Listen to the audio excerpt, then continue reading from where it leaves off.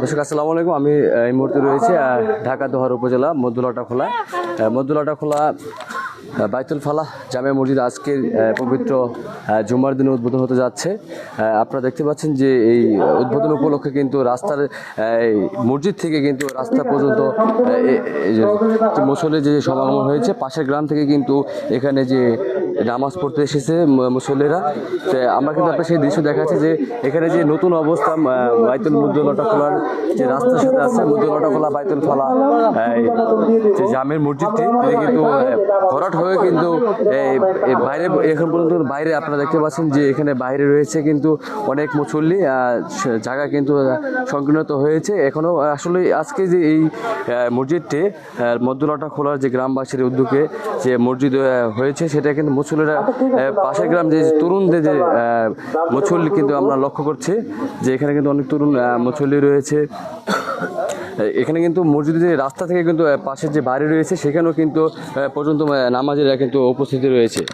এটা হলো আল্লাহ পাকের ঘর, যে মসজিদ নির্মাণ করবে আল্লাহ পাক তার জন্য জান্নাতের মধ্যে এরকম ঘর বানাবেন, সুবহানাল্লাহ।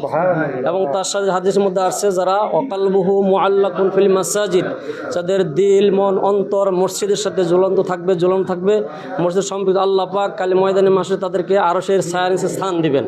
আল্লাহ পাক যাতে আমাদের প্রত্যেককেই এই মসজিদের সাথে সম্পৃক্ত থাকার তৌফিক দান করেন এবং বিভিন্ন জায়গায় নেক কাজ, উদ্বুদ্ধমূলক কাজ, দিনের কাজ আমরা করতে পারি, যাতে দিনের সাথে আমরা জড়িয়ে থাকি। আল্লাহ পাক সেই তৌফিক আমাদের সকলকে দান করুন, আমিন।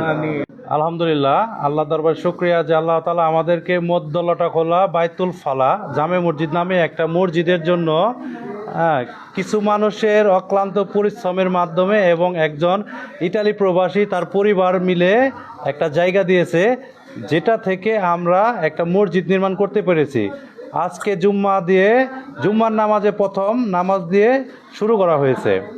তো আমরা সকলে এলাকাবাসী তাদের প্রতি কৃতজ্ঞ। আলহামদুলিল্লাহ, আমরা এই মসজিদটা পেয়ে সবাই উপকৃত হয়েছি এবং আনন্দ চিত্রে সকলে আমরা আজকে জুম্মার নামাজটা আদায় করতে পারছি এবং অত্র এলাকার সকল ধর্মপ্রাণ মানুষ এই আসানের সাথে মসজিদে নামাজ পড়তে পারবে। কাছে হওয়াতে আসা যাওয়া সকল দিক দিয়েই সুযোগ সুবিধা আমরা পাবো। তো সকলের কাছে আকুল আবেদন যে আমাদের এই মসজিদটা যেন সুন্দর এবং একটা পরিবেশ বজায় থাকে, সকলের কাছে দোয়া চাই। আর পাশাপাশি এখানে আমাদের অনেকগুলি কাজও এখন তৈরি বাকি আছে। যদি কোনো মহোদয় ব্যক্তি চায় এখানে দান করতে পারে মসজিদের উন্নয়নের জন্য।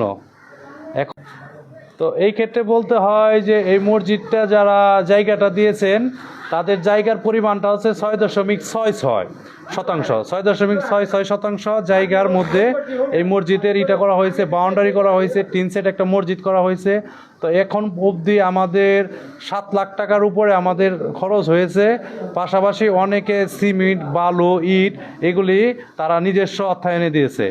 আর এখন তো আমাদের অনেকগুলি কাজ বাকি আছে, অজুখানা, গোসলখানা, ওয়াশরুম, যে টয়লেট, পেশাবখানার এগুলি, পাশাপাশি মসজিদের ভিতরে সিলিং, বিদ্যুতের কাজ, বারান্দার কিছু কাজ এবং মসজিদের সামনের কিছু কাজ, এই অনেকগুলি কাজ আমাদের পেন্ডিং আছে। এগুলো আমরা আস্তে আস্তে করে নেব ইনশাআল্লাহ।